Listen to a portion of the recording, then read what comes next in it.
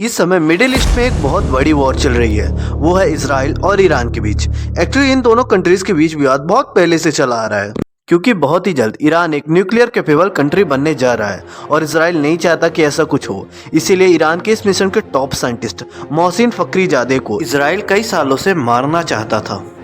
इसीलिए Israel Iran पर छोटे मोटे अटैक करता रहता है और उसी को काउंटर करने के लिए ईरान ने लेबनान में हिजबुल्लाह ग्रुप को रखा है। और इसराइल और हमास के बीच जब से युद्ध चालू हुआ है तब से लेबनान में हिजबुल्लाह ग्रुप लगातार इसराइल पर अटैक कर रहे हैं। इन्हीं सब चीजों से परेशान होकर इसराइल ने सीरिया में ईरान के एम्बेसी को डिस्ट्रॉय कर दिया और IRGC के 2 लीडर्स को भी मार दिया। IRGC यानी इस्लामिक रिपब्लिक गार्ड कॉर्प्स, ये एक तरह का ईरान का मिलिटेंट ग्रुप है जो कि ईरान के सारे मिलिट्री ऑपरेशंस को ऑपरेट करता है। अब इन लीडर्स की डेथ की वजह से ईरान बहुत ही बुरी तरह ट्रिगर हो गया और उन्होंने पब्लिक को प्रॉमिस किया कि वो इसराइल से इस बात का बदला लेंगे, और उन्होंने ऐसा किया भी। ईरान ने सीरिया, ईरान, इराक, यमन के थ्रू 300 ड्रोन और मिसाइल इसराइल पर दाग दिए। यूएस की इंटेलिजेंस एजेंसी ने पहले इस अटैक के लिए इसराइल को वार्न कर दिया था, इसीलिए इसराइल पहले से ही फुल प्रिपेयर था अपने डिफेंस सिस्टम आयरन डोम के साथ। इसके साथ कुछ यूएस के एडवांस डिफेंस सिस्टम भी ऑपरेट करके रखे थे, इसीलिए सारी मिसाइल्स पहले इंटरसेप्ट कर ली गई। इस अटैक से ना ही किसी इसराइल के सिविलियन और ना ही किसी सोल्जर की डेथ हुई,